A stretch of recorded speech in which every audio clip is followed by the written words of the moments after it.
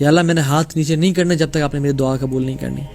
مجھے پتہ ہے آپ ہر چیز پہ قادر ہیں, مجھے پتہ ہے آپ ہر کام کو پورا کرنے والے ہیں. آپ کے لیے تو کن کہنا ہے, صرف کن کہنے کی دیر ہے, میری بگڑی بن جانی ہے. آپ نے تو کچھ بھی نہیں جانا. آپ تو آسمان اور زمین کے تمام مخلوقات کو نوازیں, انسانوں اور جنات کو تمام کو ایک میدان میں کھڑا کر لیں, ان سب کی خواہشات پوری کریں اول سے آخر کی. آپ کے خزانوں میں اتنی کمی نہیں ہوتی جتنی کمی سمندر میں اگر ایک تیلی ڈالی جائے نا, ایک سوئی ڈال کے نکال لی جائے, جتنی کمی اس سمندر میں ہوتی ہے اتنی بھی کمی آپ کے خزانوں میں نہیں ہوتی. یا اللہ آپ میری دعا قبول فرما لیں. اینڈ میک دعا لائک کڈز کرائے. اور ہم کیا بات کریں آج, how to get closer to اللہ سبحانہ و تعالیٰ, ہاؤ ٹو بی ود اللہ سبحانہ و تعالیٰ again. And the best thing is make دعا فار اللہز لو. اللہم انی اسألک حبک, یا اللہ میں آپ کی محبت کا سوال کرتا ہوں. وحب من یحبک, اور ان کی محبت کا جن سے آپ محبت کرتے ہیں.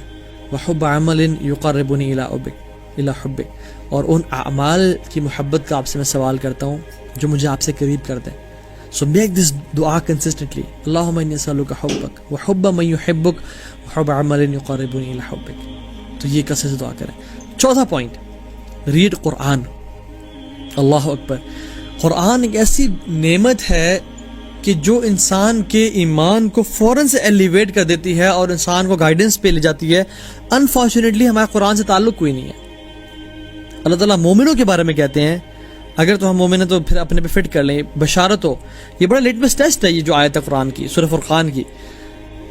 انما المؤمنون الذین اذا ذکر اللہ وجلت قلوبہم واذا تولید علیہم آیاتہ زادتہم ایمانا وعلی ربہم یتوکلون.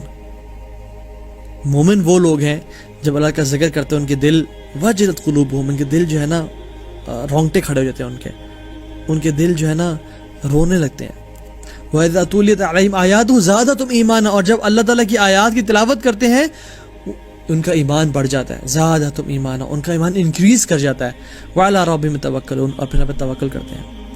الَّذِينَ يُقِيمُونَ الصَّلَاةَ وَمِمَّا رَزَقْنَاهُمْ يُنْفِقُونَ أُولَٰئِكَ هُمُ الْمُؤْمِنُونَ حَقًّا, یہ سچے پکے ٹھکے مومن ہیں. لَهُمْ دَرَجَاتٌ عِندَ رَبِّهِمْ وَمَغْفِرَةٌ وَرِزْقٌ كَرِيمٌ, ان کے لیے درجات ہیں, ان کے لیے مغفرت ہے, ان کے لیے بڑے بڑے رزق ہم نے تیار کر کے رکھے ہیں.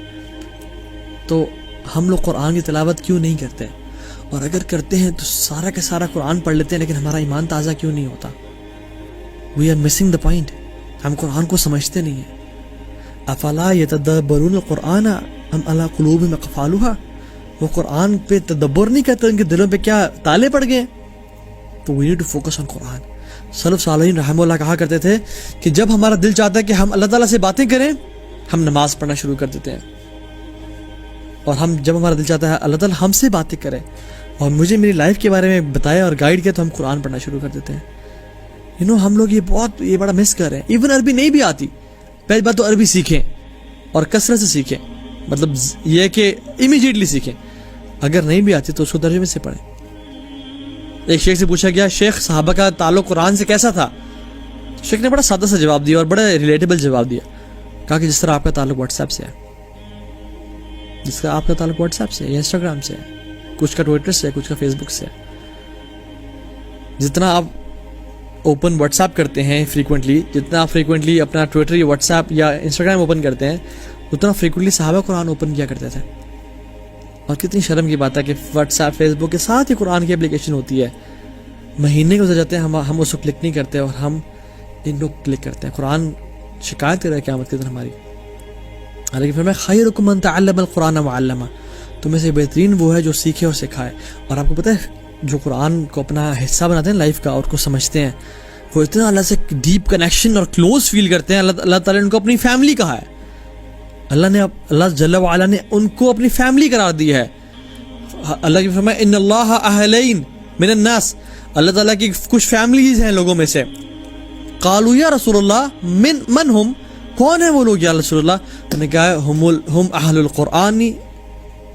القرآن و خاصہ, اہل القرآن اہل اللہ و خاصہ, کہ جو اہل القرآن ہے یہ اہل اللہ ہے, یہ اللہ تعالیٰ کے فیملی والے ہیں. اس کا مطلب یہ بالکل نہیں ہے کہ والعیاذ باللہ کہ اللہ تعالیٰ نے لم یلد ولم یولد, لیکن اللہ تعالیٰ نے ان کو ایک طرح سے عزت اور توقیر بخشی کہ یہ میرے قریبی لوگ ہیں. اہل القرآن و خاصہ, جو قرآن والے ہیں, جو قرآن کو پڑھ کے رکھتے ہیں. اور جو قرآن کو ریشم کے لباس میں لپیٹ کے اور چوم کے اور الماری کے پیچھے اوپر ڈال دے اور اس میں مٹی پڑی رہا کھولے ہی نا، یہ اصل بے ادبی ہے قرآن کی. اور اللہ کے نبی صلی اللہ علیہ وسلم قیامت کے دن شکایت کریں گے، وقال رسول یا رب انی قوم اتخذوا هذا القرآن مہجورا، بے شک میری قوم نے قرآن سے ہجرت کر لی تھی، قرآن کو چھوڑ دیا تھا. ہم لوگ کیا سمجھتے ہیں قرآن پہ پیٹ کرنا جی بڑی بے ادبی ہے، بڑی بے ادبی، قرآن کو پاکٹ میں ڈالنا بڑی بے ادبی ہے. اصل بے ادبی پتہ ہے کیا ہے؟ قرآن کو الماری میں اوپر رکھ دینا کبڈ میں، اور اس کو دن گزر جائے کھولنا ہی نہ، ہفتے گزر جائے کھولنا ہی نہ، یہ اصل بے ادبی ہے. تو اس لیے بے شک پاکٹ میں ڈالیں، احترام کریں، بے شک کمرے میں رکھیں، اپنے پاس رکھیں، لیکن اس کو جو ہے نا اس کو پڑھنا نہ چھوڑیں. یہ اصل قرآن کی بے ادبی ہے. کیونکہ قیامت کے دن کیا ہوگا؟ القرآن حجت لک او علیک، یا آپ کا ساتھ ہوگا یا آپ کے خلاف ہوگا، ایک چیز ہوگی. میں اور آپ اپنے آپ سے ابھی ذرا رکے ایک سیکنڈ کے لیے سوال کریں، کیا میری جو کرنٹ اسپریچول سٹیٹ ہے، کیا قرآن میرے ساتھ ہوگا یا خلاف ہوگا اگر مجھے آج رات موت آ جاتی ہے تو؟